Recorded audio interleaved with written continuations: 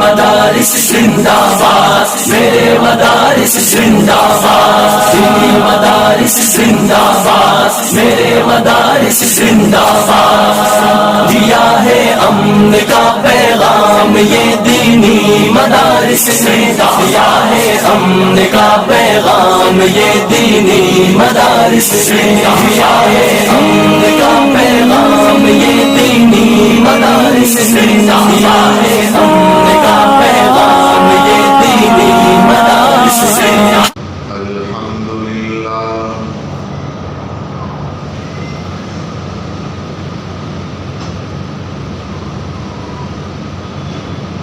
الحمد لله الذي لم يزل ولا يزال حيا قيوما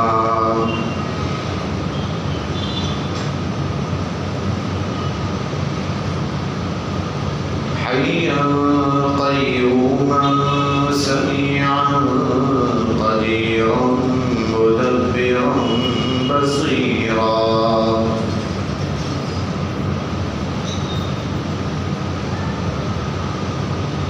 صلوات الله وسلامه على سيدنا محمد وعلى آله وصحبه وبارك وسلم تسليما كثيرا كثيرا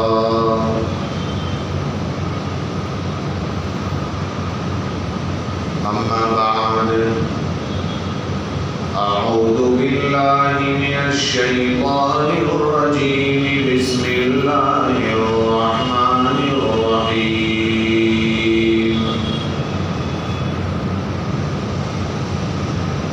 وأن المساجد لله فلا تدعوا مع الله أحدا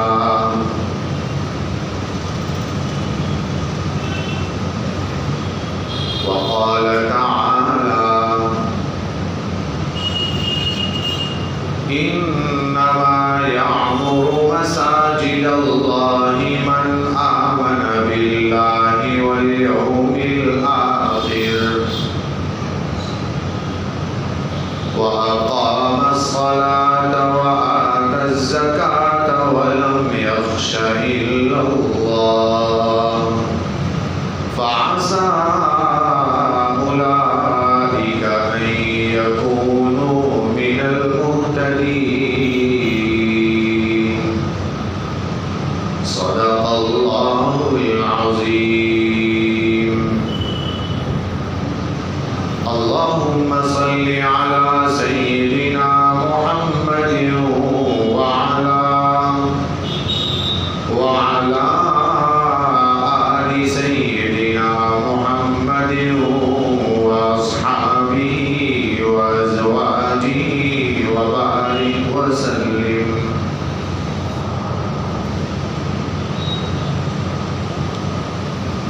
بزرگوں اور بھائیوں،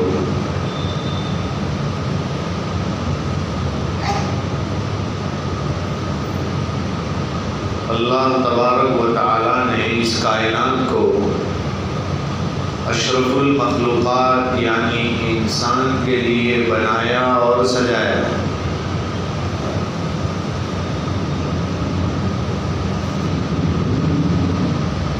آسمانوں کی بلندی سے لے کر زمین کی تہ تک جتنی چیزیں اللہ تعالیٰ نے بنائی، سمندر ہو، درخت ہو، پتھر ہو، چاہے جتنی بھی مخلوقات ہو، وہ سب کے سب اللہ تعالیٰ نے انسان کی خدمت کے لیے بنائے۔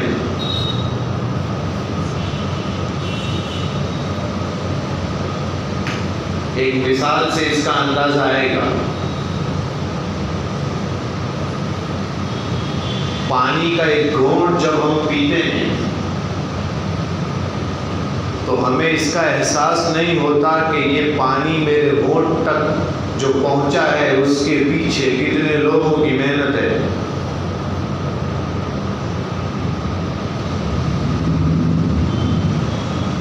سب سے پہلے اللہ تعالیٰ نے سمندروں کا نظام چلایا پوری دنیا میں،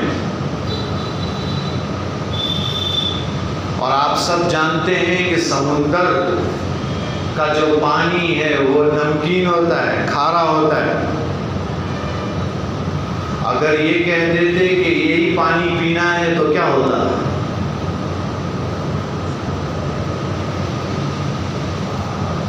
اور اگر چلو وہی پی لیتے تو سب کے گھر کے پاس سمندر نہیں ہے۔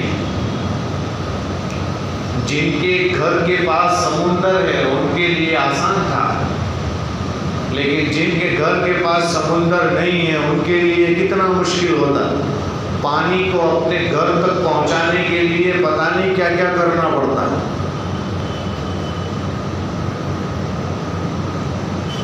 اللہ تعالیٰ نے وہ جو پانی کھارا ہے وہاں سے ایک مانسون کا نظام چلایا ہے،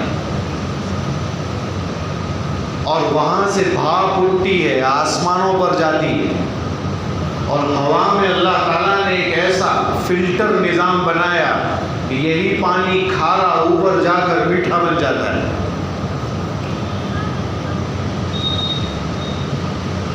اور پھر بادلوں کو حکم دیا کہ ادھر ادھر ادھر جا کر برسنا ہے۔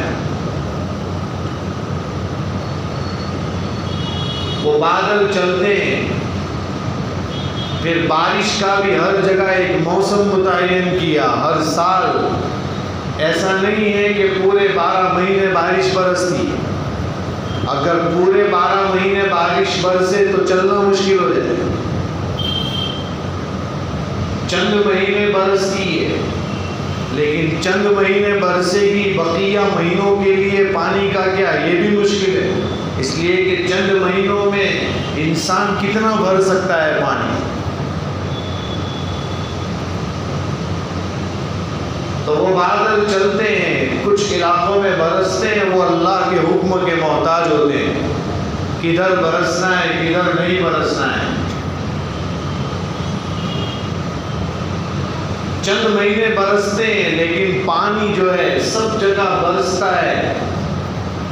اور آپ نے یہ بھی دیکھا ہوگا کہ جو جتنے ہل اسٹیشن ہے، چاہے آپ ہماچل چلے جائیں، کشمیر چلے جائیں، بڑے بڑے جو ہل اسٹیشن ہیں وہاں بڑے بڑے پہاڑ ہیں، وہ پہاڑ کے اوپر برف ہے، اور وہ برف سے پورا پہاڑ چھپا ہوا ہے۔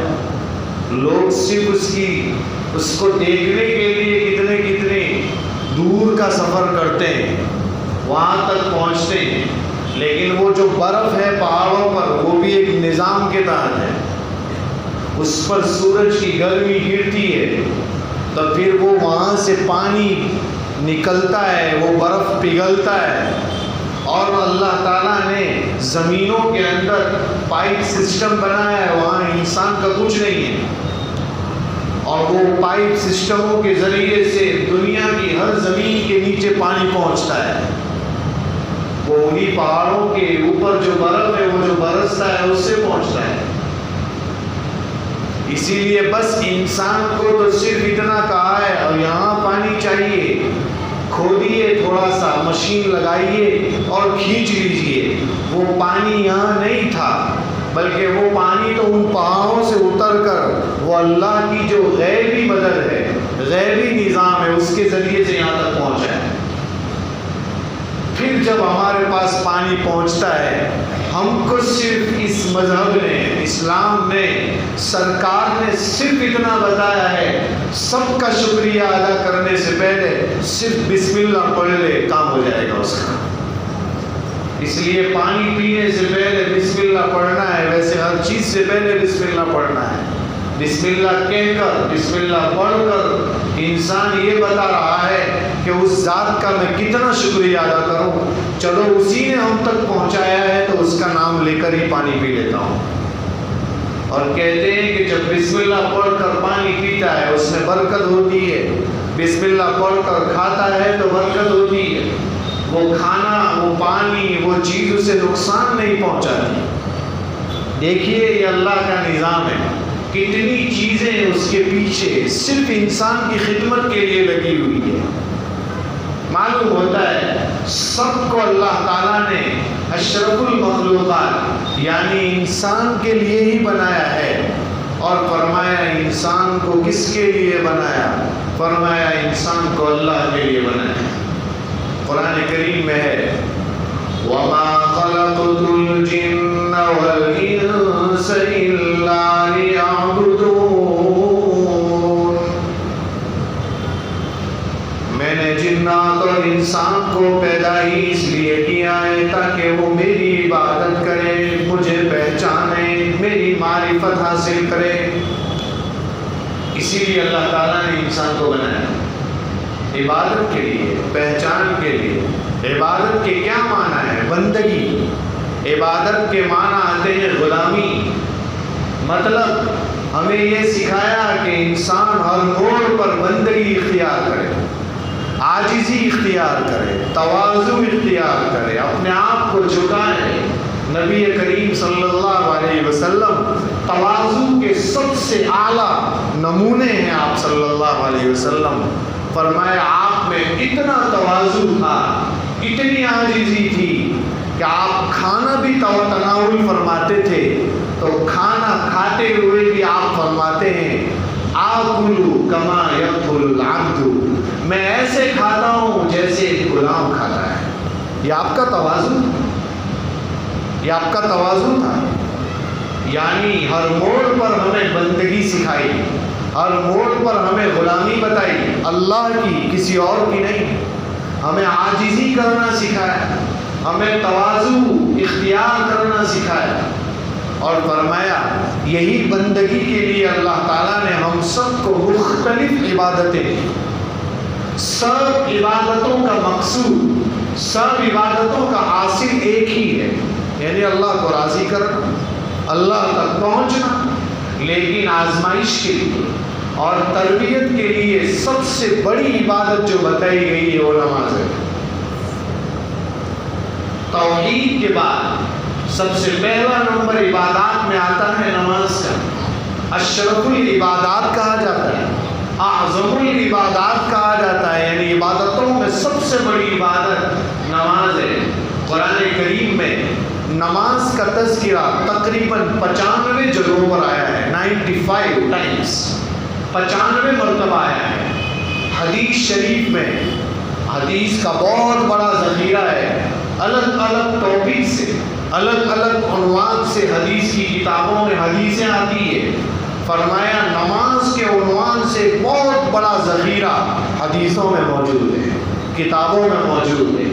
تو نماز کا بہت سارا تذکرہ، بہت زیادہ تذکرہ قرآن اور حدیث میں آیا ہے۔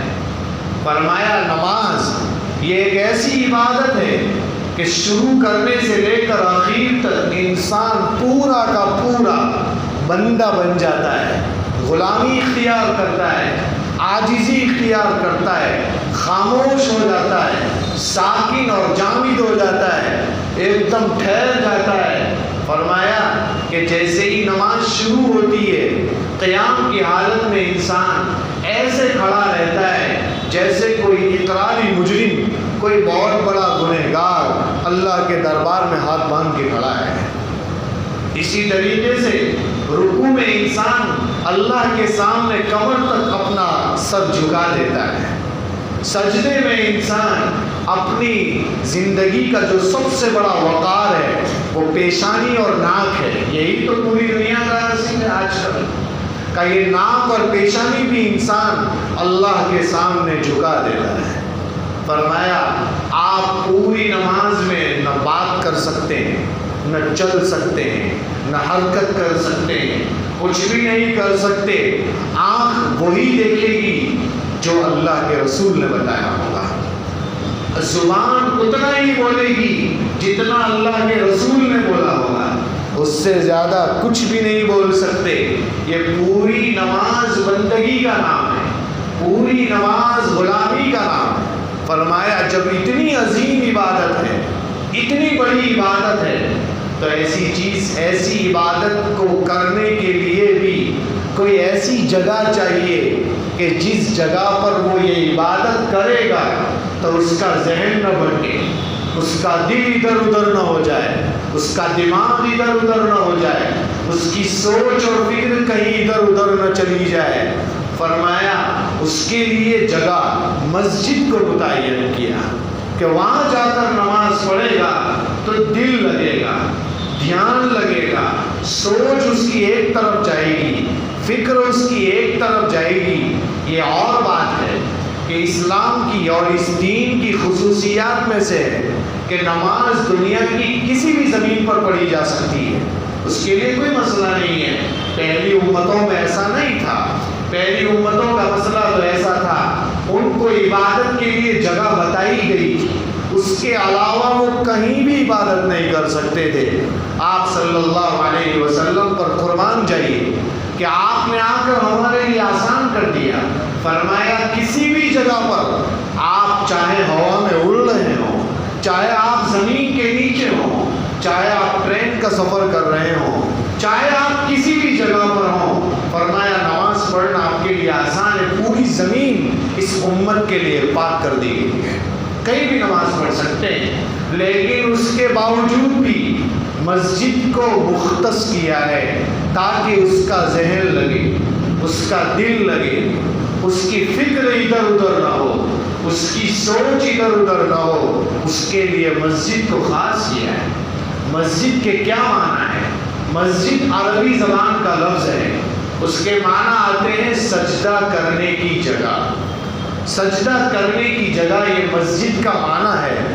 آپ سمجھ سکتے ہیں اس کو مسجد اس لیے کہا ہے کہ نماز میں سب سے عظیم عبادت، نماز میں سب سے عظیم رکن سجدہ ہے، اس لیے کہ سجدہ ہی ایسا ہے جس میں ناک بھی رگڑی جاتی ہے، پیشانی بھی رکھنی پڑتی ہے۔ سجدے کو سب سے اہم درجہ دیا گیا۔ آپ جانتے ہیں جب انسان سجدے میں جاتا ہے گویا کہ وہ اللہ کے قریب ہو جاتا ہے۔ اس لیے فرمایا کہ مسجد کو مسجد کہا گیا، چونکہ نماز میں تو قیام بھی ہوتا ہے، رکوع بھی ہوتا ہے، سب ہوتا ہے، لیکن سجدہ چونکہ اہم رکن ہے اس لیے اسی کے نام سے مسجد کا نام رکھا گیا ہے۔ یعنی مسجد کے معنی ہی آتے ہیں سجدہ کرنے کی جگہ۔ میرے بھائیوں، یہ مسجد کی ایک بہت بڑی تاریخ ہے۔ آپ کیا سمجھ سکتے ہیں؟ مسجد کی اتنی بڑی تاریخ ہے کہ آپ سمجھیے نبی کریم صلی اللہ علیہ وسلم جب مکۃ المکرمہ میں تھے، مدینہ بھی نہیں پہنچے تھے، مکۃ المکرمہ میں کعبۃ اللہ تھا، جبکہ کعبہ اس وقت مشرکین کے ہاتھ میں تھا، مشرکین کے قبضے میں تھا۔ لیکن آپ جانتے ہیں یہ وہی کعبہ ہے جو اس دنیا کا سب سے پہلا گھر ہے۔ قرآن کہتا ہے ان اول بیت وضع للناس للذی ببکۃ مبارکا وہدی للعالمین۔ سب سے پہلا گھر جو اس دنیا میں اس کائنات میں بنایا گیا وہ ہے کعبۃ اللہ۔ مکۃ المکرمہ میں یہ حصہ ہے، یہ کعبہ ہے، یہ بیت اللہ ہے، یہ اللہ کا گھر ہے۔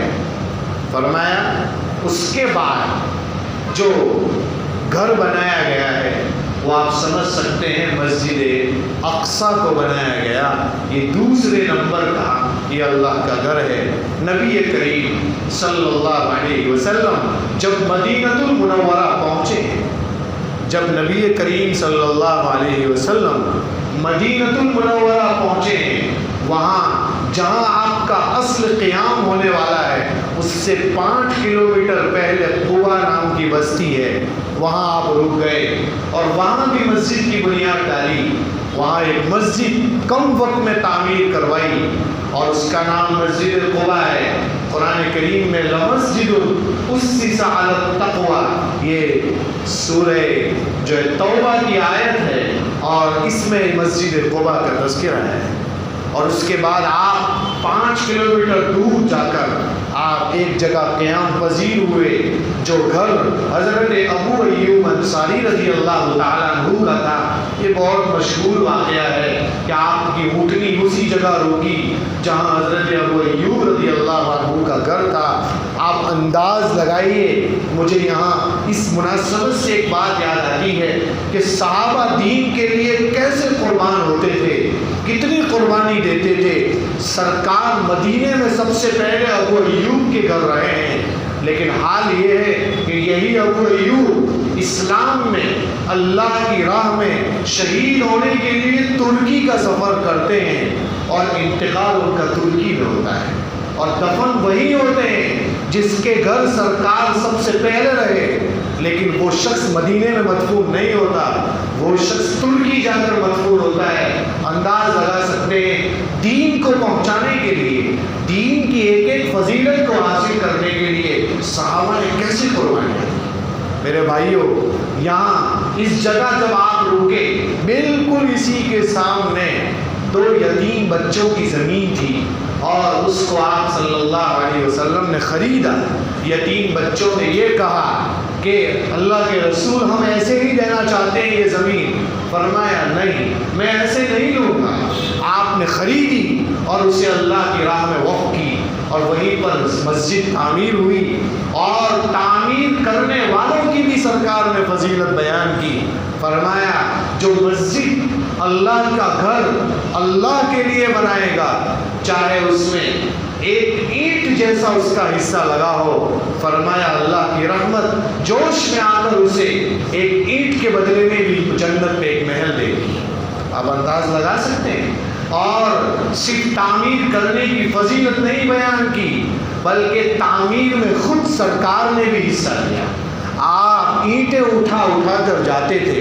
سرکار فرماتے تھے کہ صحابہ کہتے تھے اللہ کے رسول سے, آپ زحمت نہ فرمائیے اللہ کے رسول, ہم کام کر لیں گے. آپ نے فرمایا جیسے آپ لوگ ثواب کے طلبگار ہو, میں بھی ثواب کا طلبگار ہوں. اس لیے آپ صلی اللہ علیہ وسلم خود بھی تعمیر میں حصہ لیتے تھے. میرے بھائیوں, یہ مسجد کی تاریخ ہے. یہاں آپ سمجھ سکتے ہیں بنانے والوں کی بھی فضیلت بیان کی ہے, تعمیر کرنے والوں کی بھی فضیلت بیان کی ہے.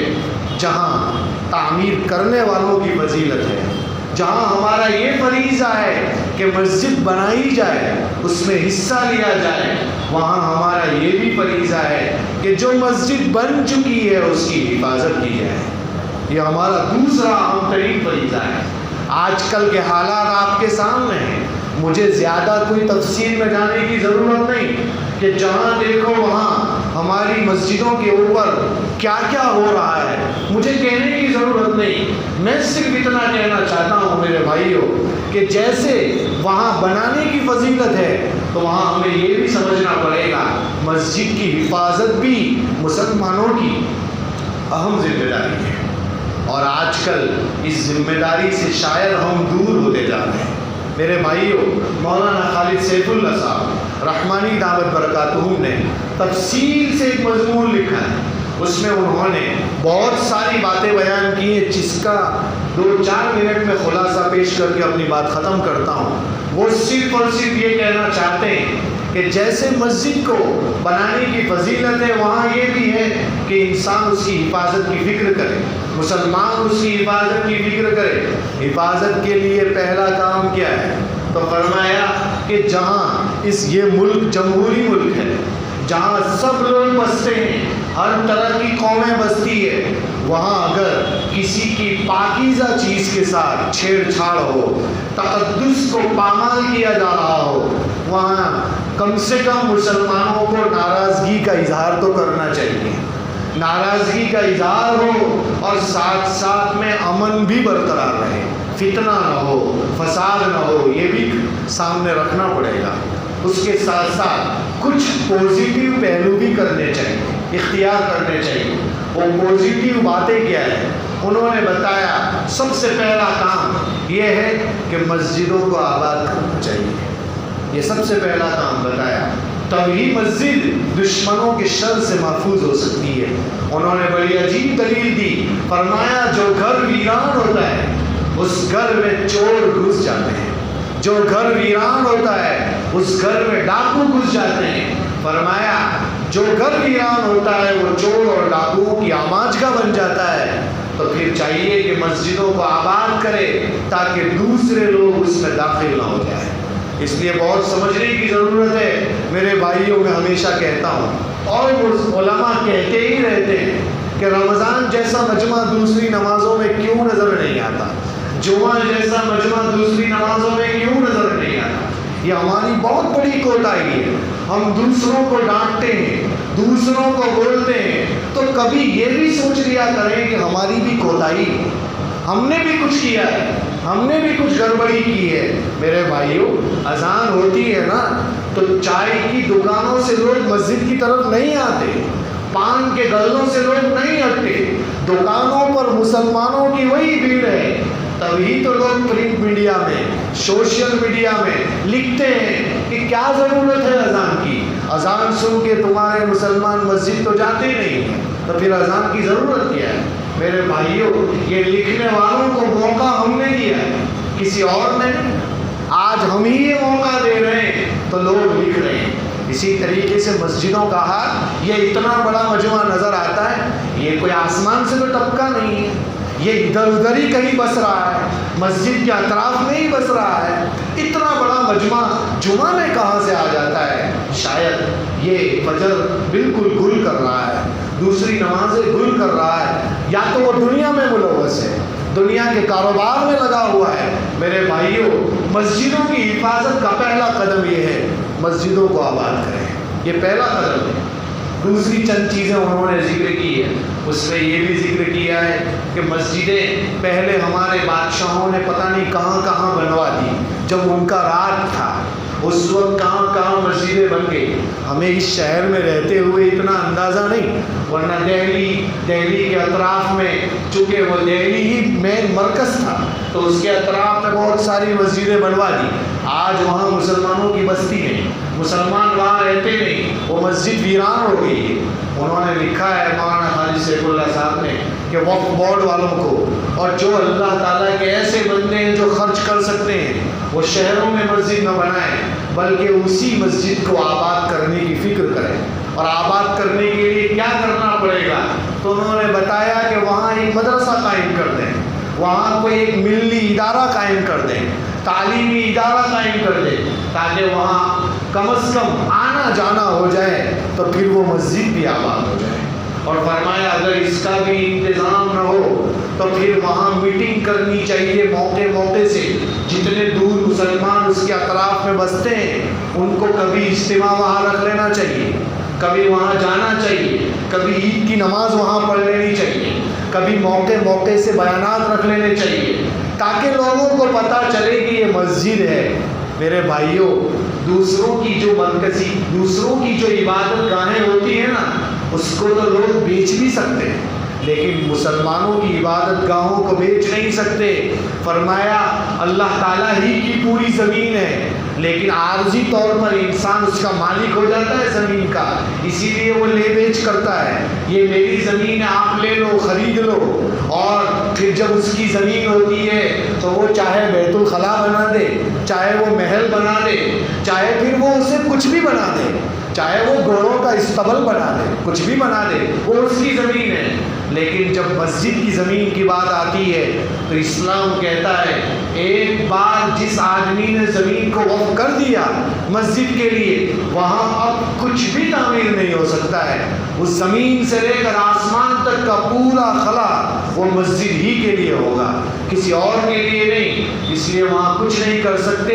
یہاں تک علماء نے لکھا ہے کہ جو شخص وقف کرتا ہے اس کی بھی وہ زمین اب نہیں, وہ تو اللہ کی ملکیت میں چلی گئی. وہ یہ نہیں کہہ سکتا کہ آپ میری مسجد میں نہ آئیے نماز پڑھنے کے لیے, اس لیے کہ وہ آپ اس کے مالک ہی نہیں ہیں, اس کا کوئی مالک نہیں ہے, بلکہ اس کے مالک اللہ تعالیٰ ہے.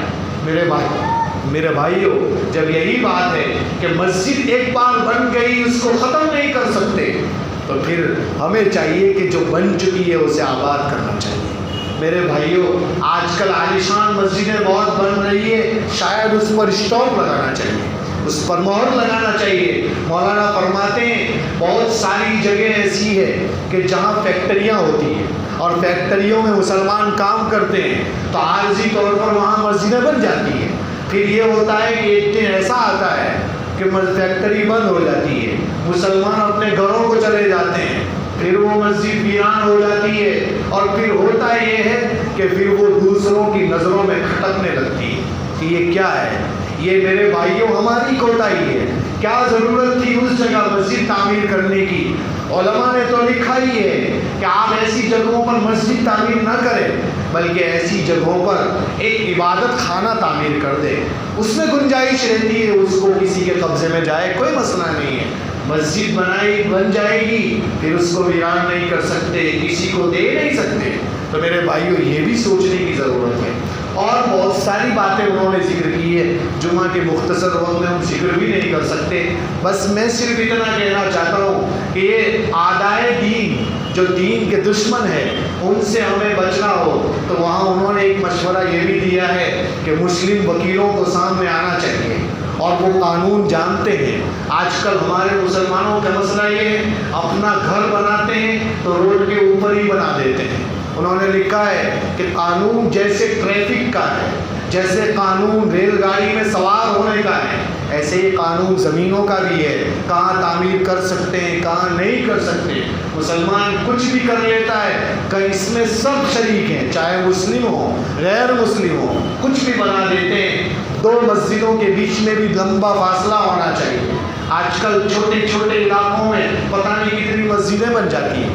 میرے بھائیوں، بعض مسجدیں ایسی بنی ہوئی ہے کہ ویران ہے، یا تو مسجدیں بن جاتی ہے، امام کا انتظام نہیں، مؤذن کا انتظام نہیں، ہوتا یہ ہے کہ پھر وہاں قادیانی چلے جاتے ہیں، وہاں بڑے کیسے کافر لوگ پہنچ جاتے ہیں، اور اس مسجد جس کو بنایا گیا تھا ایک اللہ کی پکار کے لیے، پھر وہی مسجد کفر کا مرکز بن جاتی ہے، ارتداد کا مرکز بن جاتی ہے۔ اس کے ذمہ دار ہم ہیں میرے بھائیوں۔ اس لیے ان چیزوں کو سمجھنے کی ضرورت ہے کہ اس وقت جو کہ جہاں دیکھو وہاں کھدائی کا مسئلہ چل رہا ہے کہ کھودو، یہاں کیا ہو سکتا ہے، ادھر کھودو ادھر کھودو، یہ سب جو مسئلے چل رہے ہیں اس میں تھوڑا ہمیں چوکنا ہونے کی ضرورت ہے، تھوڑا کا بلکہ زیادہ چوکنا ہونے کی ضرورت ہے۔ ہمیں چاہیے اتنا ہی مجمع اگر تمام نمازوں میں آ جائے نا، پھر کوئی کچھ نہیں بولتا۔ اللہ تعالی ہمیں ان باتوں پر عمل کرنے کی توفیق عطا فرمائے۔ آمین۔ وآخر دعوانا الحمدللہ رب العالمین۔